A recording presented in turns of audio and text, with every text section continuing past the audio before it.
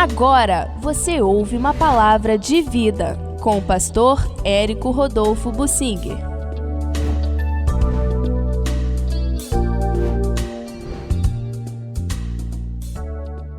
Jesus passou a maior parte do tempo após a ressurreição, foram 40 dias, ele passou na Galileia, a maior parte desse tempo. Vamos procurar entender esse detalhe da Bíblia que para nós é significativo. Jesus ressuscitou antes de ser entregue, ele já avisou: eu vou para Jerusalém, serei crucificado, após a minha ressurreição irei adiante de vós para a Galileia, lá me encontrareis. Quando ele ressuscitou, o anjo que apareceu às mulheres, então as mulheres que estavam lá, segundo o Evangelho de Marcos, eram a Maria, mãe de Jesus, que não é mencionado como mãe de Jesus, é mencionada como mãe de Tiago, o menor, e de José, Simão. Ela tinha 4 filhos, homens, era o Tiago e Judas, que escreveram livros na Bíblia, José e Simão. Do Simão, a gente não tem relatos na Bíblia, mas nós cremos que todos eles se converteram. E Maria e José tinham mais filhas também. A Bíblia coloca no plural, que eram no mínimo 2, talvez mais do que isso, mas não dá o número delas. Quanto aos homens, nós temos em Marcos 6:3 o relato de quem eram esses 4. E ela é mencionada nos evangelhos, todos os evangelhos foram escritos muito tempo depois. Então já havia a conscientização de que Maria não deveria ser adorada. E eles evitavam chamar Maria mãe de Jesus, a não ser durante todo o relato do evangelho. Depois ela não tinha essa primazia, mas o ser humano é ser humano. E o Tiago, irmão de Jesus, esse Tiago menor, porque o Tiago maior era o irmão do João, que provavelmente eram primos de Jesus. Mas o Tiago menor era o filho de Maria. Ele foi o líder da igreja em Jerusalém. Mas essa Maria, então, estava lá, Maria, mãe de Jesus, junto com a Maria Madalena e com a Salomé, que provavelmente era a irmã da Maria. Estavam lá, foram de manhã cedinho, no domingo, para embalsamarem o corpo de Jesus. Mas não precisou, porque Jesus já tinha ressuscitado. Uma pedra redonda, que hoje já é conhecida, ela foi removida. E elas viram lá dentro, Jesus não estava lá, o corpo dele, viram um anjo. E o relato é de que era na aparência de um jovem, que disse: olha, vocês estão procurando Jesus, ele não está aqui, já ressuscitou, ele está indo para Galileia na frente de vocês. Mas depois vem outro relato que diz que a Maria Madalena ficou ali chorando junto ao túmulo. Então o próprio Jesus apareceu a ela, mas disse: não me segure, vão para Galileia. Apareceu aos 2 no caminho de Emaús, também diz a mesma coisa. Depois apareceu aos 11 reunidos e disse: eu sou o que sou, estou no meio de vocês, vocês vão para Galileia. Bom, quando a gente chega em Mateus, o relato de Mateus, no capítulo 28, o versículo 16, diz que seguiram os 11 discípulos para a Galileia, para o monte que Jesus lhes designara. E quando o viram, o adoraram. Então eles foram para a Galileia. Eu imagino que eles deviam levar ali, talvez, se andassem depressa, 2 dias. Andando mais devagar, 3 dias de viagem. Foram para a Galileia e lá se encontraram com Jesus. E a Bíblia não traz muitos detalhes sobre isso. O apóstolo Paulo menciona em Coríntios que de uma vez só Jesus apareceu a cerca de 500 irmãos. Então os discípulos mais achegados, mais compromissados com Jesus realmente obedeceram e foram para a Galileia. Alguns já eram da Galileia mesmo, e eles conheciam bem a Galileia. Mas os outros foram de Jerusalém e se juntaram aos irmãos na Galileia. Por que Galileia? A Galileia era a região ali em volta do Lago da Galileia, o chamado de Mar da Galileia, o Lago de Tiberíades. É um lago de água doce.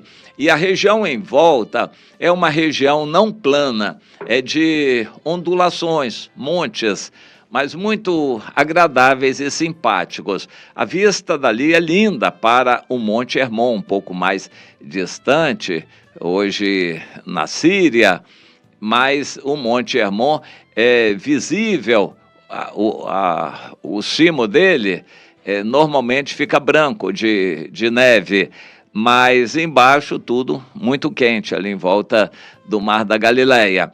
E aquela região é muito propícia para ter capim, e aquelas regiões eram usadas para pastagem dos animais, principalmente ovelhas.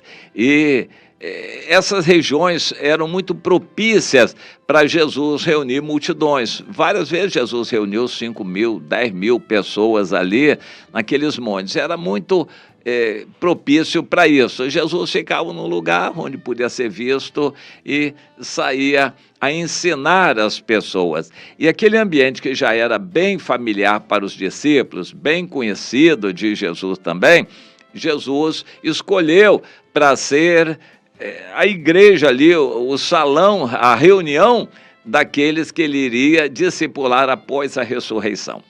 O conteúdo desse ensino a gente não tem, mas no livro de Atos o Lucas diz que Jesus apareceu durante 40 dias falando somente das coisas concernentes ao reino de Deus.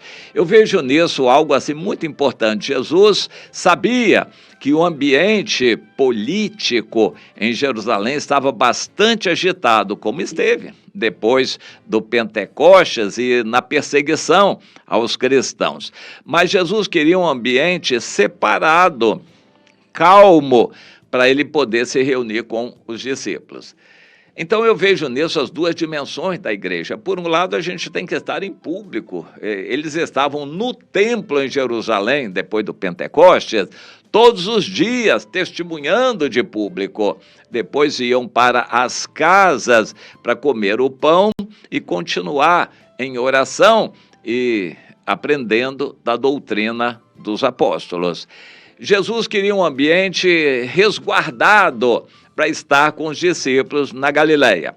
Se de uma vez só foram cerca de 500, é de se estimar que aqueles 500 estivessem o tempo todo ali. Jesus teve interesse em aparecer para eles. Será que Jesus multiplicou o alimento mais vezes?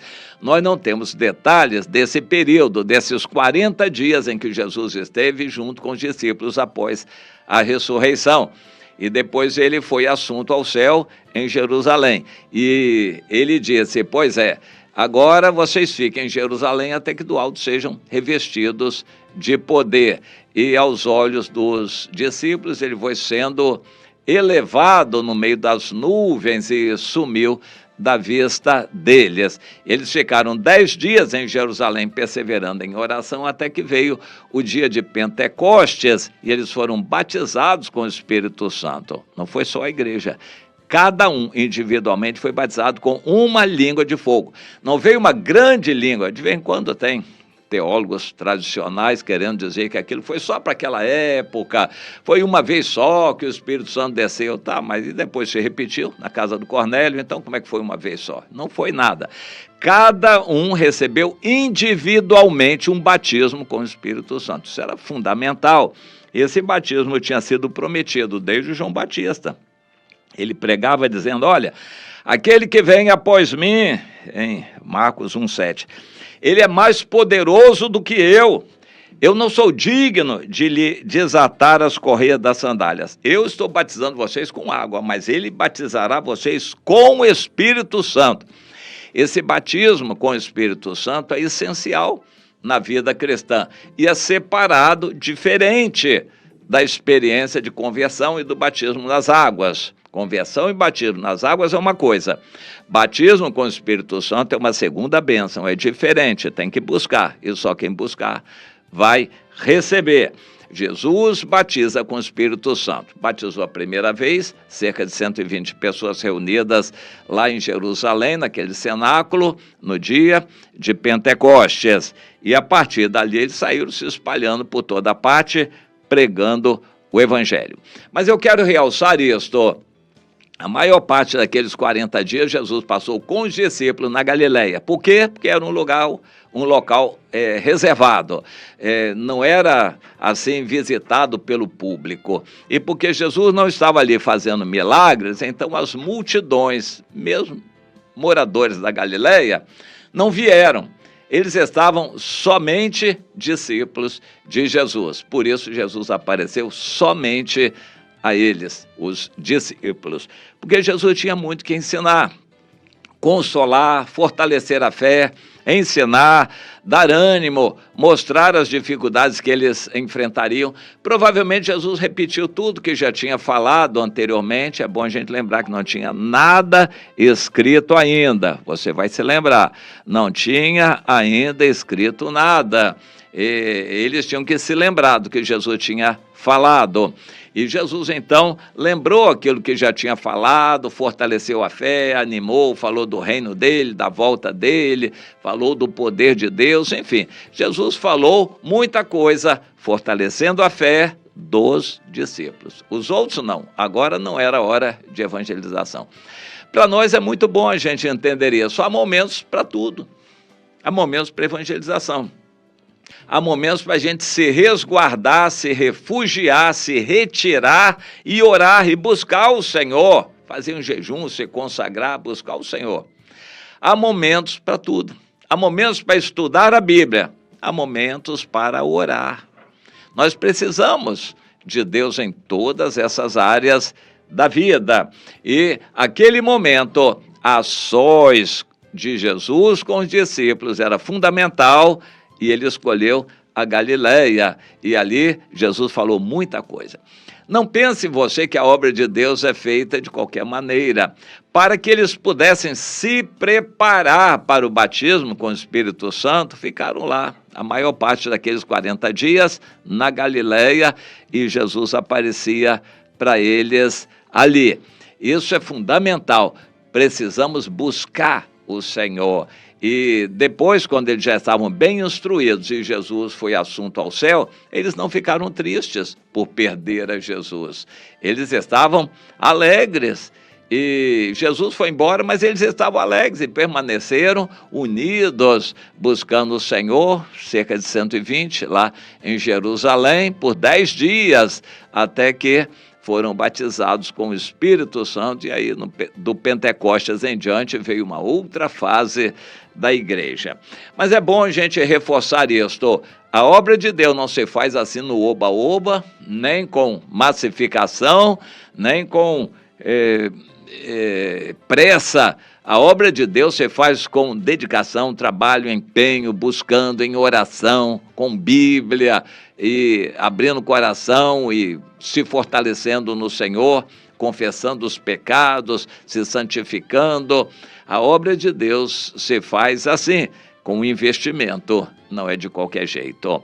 E por isso, Jesus precisou passar a maior parte daqueles 40 dias com os discípulos na Galileia. Entenda isso, porque você também precisa de uma Galileia, meu irmão, minha irmã, um ambiente onde você esteja com o seu líder, a sua líder, buscando o Senhor com os outros irmãos, com sede espiritual, se fortalecendo.